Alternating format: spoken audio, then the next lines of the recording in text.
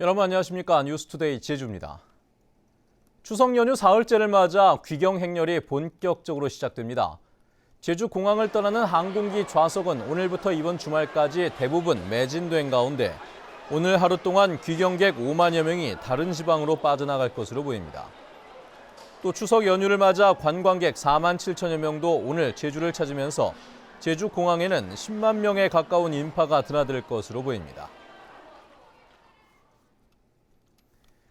다음은 제주 MBC가 창사 48주년을 맞아 실시한 여론조사 순서입니다.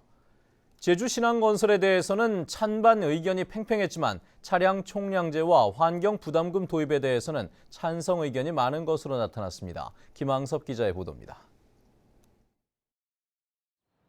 정부가 국책 사업으로 추진할 예정이지만 환경 파괴 논란이 끊이지 않고 있는 제주 신항 개발 사업.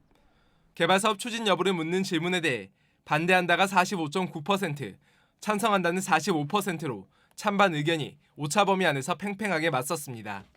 남성과 60대 이상 농림수산업에서는 찬성이 높았지만 여성과 20대 이하 학생층에서는 반대가 높았습니다. 제주지역 교통 문제를 해결하기 위해 검토되고 있는 차량 총량제 도입에 대해서도 물어봤습니다.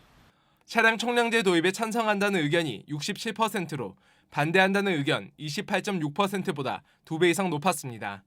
찬성 의견은 농림수산업과 60대 이상에서 높았고 반대하는 의견은 블루칼라 계층과 30대에서 상대적으로 높았습니다. 관광객들에게 환경부담금을 부과하는 방안에 대해서도 의견을 물어봤습니다. 환경부담금 도입에 찬성한다는 의견이 72%로 반대한다는 의견 24.5%보다 3배 가까이 높았습니다. 30대와 학생 계층에서 찬성한다는 의견이 높았고 반대 의견은 60대와 자영업자 계층에서 상대적으로 높았습니다.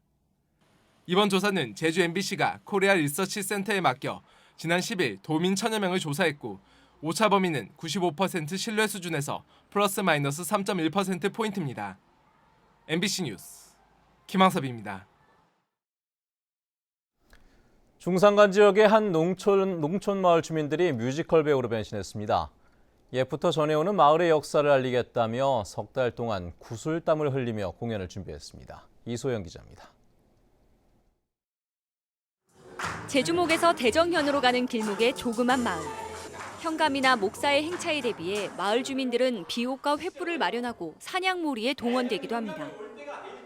조선시대 제주 사람들의 애환과 공동체 정신을 그린 뮤지컬 광해악의 노래입니다.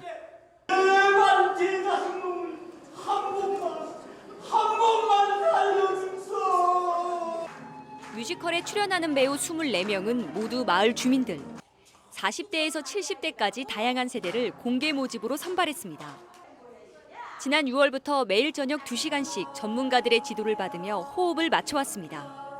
열심히 따라하다 보니까 이제 서툴지만 차근차근히 배워가면서 하다 보니까 조금씩 나아지는 그런 게 보였습니다. 우리까지도 잊어버리는 옛날 제주 지방 사투리를 영엠시하자면 이걸 캐내진 하니까 알면서도 또 얘기를 못하고 이게 제일 좀 힘이 들었어요. 주민들은 지난해 마을 공동체 사업으로 감귤 창고를 리모델링해 공연장으로 만든 뒤 주민 참여 예산 제도를 활용해 공연을 준비해왔습니다. 마을 사람들이 서로를 배려할 수 있는 그런 기회도 되고 공동체 문화를 만들어 나갈 수 있는 하나의 좋은 기회가 되지 않았나. 뮤지컬 광해악의 노래는 오는 24일 마을 공연장에서 선보인 뒤 관광객들에게 전통 문화와 역사를 알리는 관광 상품으로도 활용될 계획입니다. MBC 뉴스 이소연입니다. 제주에서 올 들어 5번째로 야생 진드기에 의한 중증 열성 혈소판 증후군, 즉 SFTS 환자가 발생했습니다. 제주도는 도내 모 종합병원에 입원 중인 제주시에 사는 50살 K씨가 SFTS 양성 판정을 받았다고 밝혔습니다. K씨는 지난 7일 벌초를 하던 중 진드기에 물려 발열 증세가 나타났고 건강 상태는 양호한 것으로 알려졌습니다.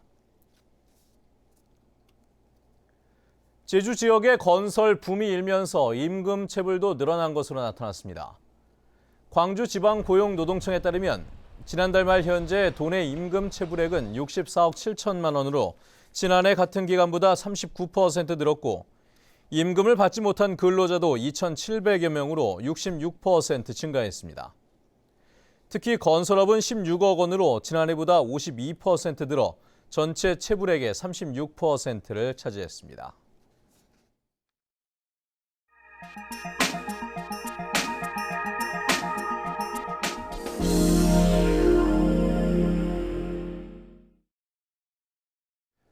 중국산 바지락을 국내산으로 속여 일본으로 수출한 일당이 붙잡혔습니다. 중국산을 우리나라 바닷물에 넣었다 빼내 국내산으로 원산지를 바꾼 건데, 그런데 이걸 또 일본 수입업자들은 일본산으로 속여 유통을 했다고 합니다. 부산 MBC 임선웅 기자입니다. 동해안에 바닷물을 저장해 놓은 대형 수조입니다. 그 안엔 바지락이 가득한데 얼마 전 중국에서 들여온 겁니다. 61살 조모 씨 일당은 이 바지락을 포대에 옮겨 담으며 원산지 스티커를 국내산으로 붙였습니다. 우리나라 바닷물에 잠시 담갔다 꺼내는 순간 중국산이 국내산으로 바뀌는 겁니다. 우리나라 바지락을 갖다가 신뢰하기 때문에 아무래도 가격이 조금 우리나라 국산이 좀 높은 편입니다. 이 바지락은 부산으로 옮겨져 감천항 등을 통해 일본으로 수출됐습니다. 경찰이 확인한 것만 134톤, 4억 원 상당입니다. 이런 일이 가능한 건 허술한 원산지 관리 체계 때문입니다. 사업자가 국내산이라 지자체에 신고만 하면 그대로 통과되는 시기입니다. 저희가 현장을 지금 현실적으로 다 나갈 수가 없어가지고. 더 황당한 건 한국산으로 둔갑한 중국산 바지락을 일본 수입업자는 또다시 일본산으로 원산지를 바꾸어 현지에 유통시켰습니다. 경찰은 대외무역법 위반 혐의 등으로 조 씨 등 15명을 사법 처리했습니다.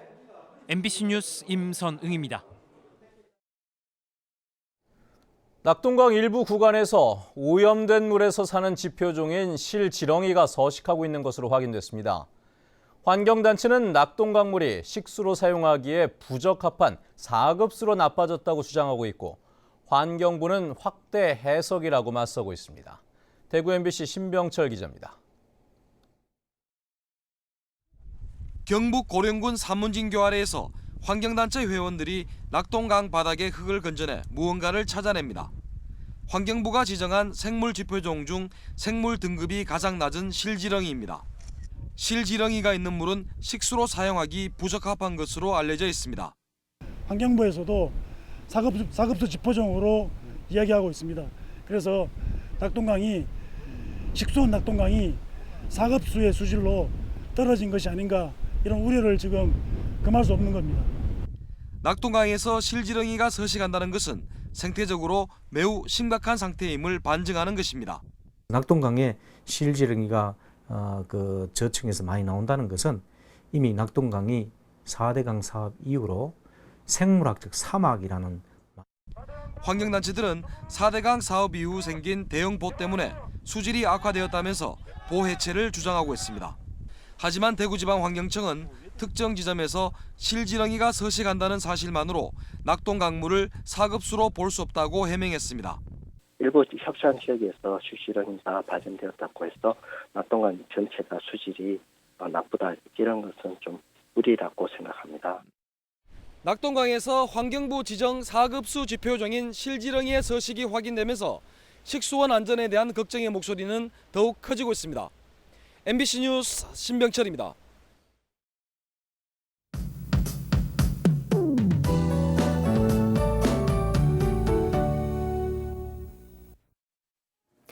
네, 오늘 귀경길에 오르시는 분들은 비에 대한 대비를 해주셔야겠습니다. 기압골의 영향으로 낮부터 비가 시작되겠는데요. 예상되는 비의 양은 5에서 40mm가량이고요. 오전에도 산발적으로 빗방울이 떨어지는 곳이 있겠습니다. 한편 내일은 제주가 16호 태풍 말라카스의 영향권에 접어들겠습니다. 이 태풍이 몰고 온 강한 비구름대의 영향으로 돌풍을 동반한 폭우가 예상되는데요. 해안 지역에는 80에서 150mm, 산간에는 200mm 넘는 많은 비가 쏟아지겠습니다. 현재 태풍의 이동 경로 보시면 타이완 타이베이 부근 해상에서 강한 세력을 유지한 채 북상 중인데요. 내일은 강도가 매우 강으로 더 강해지겠으니까요. 태풍 피해 없도록 철저히 대비해 주셔야겠습니다. 다음은 자세한 지역별 날씨입니다. 네, 오늘 아침 하늘에는 먹구름이 잔뜩 낀 가운데 북부 지역의 기온 19도까지 내려가 있고요. 낮 기온은 22도에서 26도로 어제와 비슷하겠습니다. 서부 지역은 예년 이맘때와 비슷한 기온을 보이겠고요. 남부 지역은 늦더위가 누그러지면서 한낮에도 완연한 가을 날씨를 느낄 수 있겠습니다. 네, 현재 동부 지역의 기온 22도, 낮 기온은 25도에서 26도가 예상됩니다. 네, 산간에는 오늘 다소 많은 양의 비 소식이 있는 만큼 한라산을 횡단하는 운전자들은 교통안전에 각별히 유의하셔야겠고요. 섬적도 낮부터 비가 시작돼 늦은 밤까지 이어지겠습니다. 해상에는 남쪽 먼바다를 중심으로 물결이 약간 높게 일겠고요. 현재 김포공항에는 옅은 안개가 낀 가운데 광주공항에는 비가 오고 있는 모습입니다. 네, 내일부터는 제주가 태풍의 영향권에 접어들면서 날씨가 매우 유동적이겠으니까요. 최신 기상 정보 잘 참고하셔야겠습니다. 날씨였습니다. 오늘 새벽 1시 50분쯤 제주시 외도동 13층짜리 아파트 현관 입구에서 21살 이모 씨가 의식을 잃고 쓰러져 있는 것을 가족이 발견해 병원으로 옮겼지만 숨졌습니다. 경찰은 이 씨가 아파트 옥상에서 추락한 것으로 보고 가족들을 상대로 정확한 사고 경위를 조사하고 있습니다. 서귀포경찰서는 제주 관광을 왔다 노트북을 훔친 혐의로 붙잡힌 정읍경찰서 소속 28살 김모 순경을 기소 의견으로 검찰에 송치했습니다.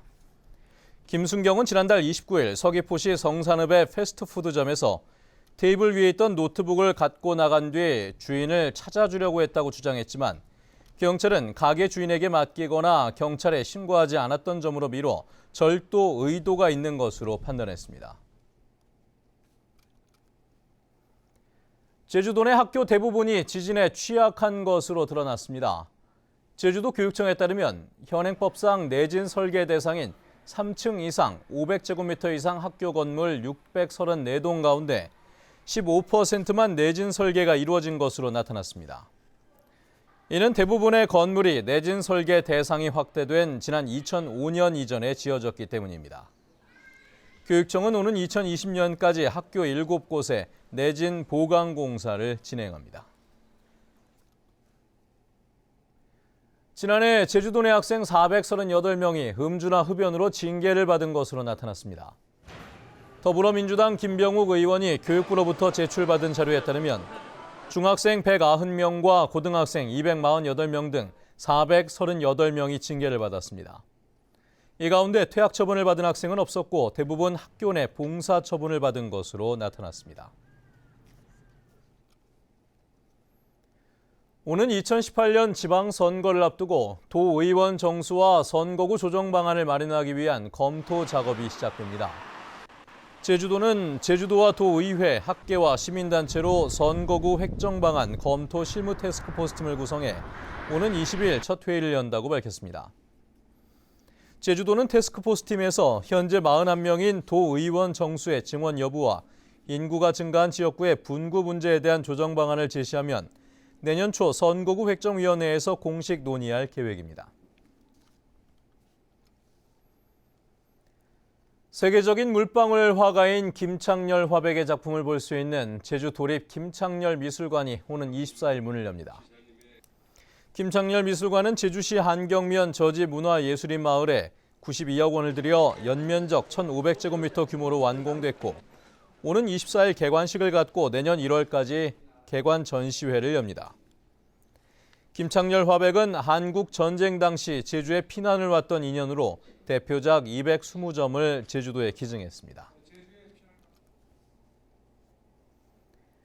제주도 내 국립미술관들의 휴관일이 월요일로 통일됩니다. 제주도는 제주도립미술관과 현대미술관, 소암기념관과 기당미술관 등 국립미술관 7곳의 휴관일을 월요일로 지정하는 조례안이 최근 도의회를 통과했다고 밝혔습니다. 지난해 국립미술관 관람객 52만 명 가운데 3.9%인 2만 명이 월요일에 관람했습니다.